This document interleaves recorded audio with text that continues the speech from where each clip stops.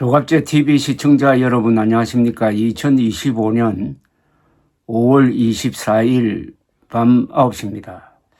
이재명 민주당 대통령 후보가 잘 나가다가 텔레비전 토론을 통해서 임자를 만난 것 같습니다. 즉 이준석 개혁신당 후보를 만나서 상당히 고생을 하고 있습니다. 호텔 경제학이라는 용어를 이준석 후보가 만들어서 거기다가 이거는 무한동력의 원리다라고 부연 설명을 한 뒤로부터 이게 노쇼 경제학이라는 말로도 불리면서 이재명 후보의 경제 이론의 허점을 드러냈는데 이걸 의식을 한 이재명 후보가 어제 반격을 시도하다가 또 되말렸습니다. 그 이야기를 하겠습니다. 어제 2차 토론에서 이재명 더불어민주당 대통령 후보와 이준석 개혁신당 대통령 후보 간에 호텔 경제학 공방이 이어졌는데 이재명 후보가 먼저 일종의 복수전을 시도를 했습니다.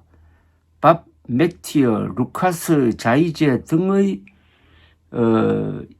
인명을 거론하면서 그 사람들의 이론을 빌려가지고 자기를 방어하려고 했는데 이준석 후보가 즉각 오늘 자료를 냈습니다. 즉 이재명 후보가 인용한 루카이 자이제라는 사람은 독일 공산당 기관지 유제트의 편집장이라고 설명하면서 그런 레닌주의자, 마르크스주의자의 말을 왜 이재명 후보가 신봉하고 그나마 엉터리로 인용하라고 되물었습니다. 오늘 자신의 페이스북에 올린 글입니다. 이 유제트라는 기관지의 성향은 반자본주의, 마르크스 레닌주의라면서 자꾸 알지도 못하면서 토론장에 이상한 것 들고 오는 것, 공산당 기관지 편집장의 이론을 국민들에게 가르치려고 든 것에 사과하라고 반격을 했습니다. 어제 이재명 후보는 이런 지적은 가능하면 안 하려고 했는데 밥 맥티어, 루카스 자이제 이런 분들을 아나? 모르시죠? 라고 한 뒤에 한국은행에서 5만 원 쓰는 법 표를 보려고 했나? 라며 호텔 경제학을 둘러싼 자신의 주장을 방어하는 데 짧은 시간을 썼습니다. 이에 이준석 후보는 그건 호텔 취소나 이런 게 없지 않나. 그거 찾느라 고생했는데 전혀 다른 이야기로 반박을 했습니다. 그럼에도 이재명 후보는 밥 맥티어, 루카스, 자이제 이런 사람들이 $100 이야기를 많이 했다면서 호텔에 투숙하려 했는데 $100가 돌다가 결국 돈이 돌아왔는데 결국 해당 고객이 간 경우에도 돈의 순환 효과로 외부 자금이 들어오지 않아도 경제 순환이 될 수 있다는 사례로 쓰인다고 하면서 이런 역사적 예를 들 때 누구도 노쇼 경제학 이런 이야기를 하지 않았다면서 이준석 후보를 겨냥했다가 재반박을 당한 겁니다. 이준석 후보는 또 어제 이재명 후보가 자기는 부정선거를 주장한 적이 없다. 그것은 국정원의 댓글 사건을 주장한 것이다 라고 말을 한 것을 딱 집어서 반박 자료를 내어놓았는데 이것 또한 빼도 박도 못한 자료가 나왔습니다.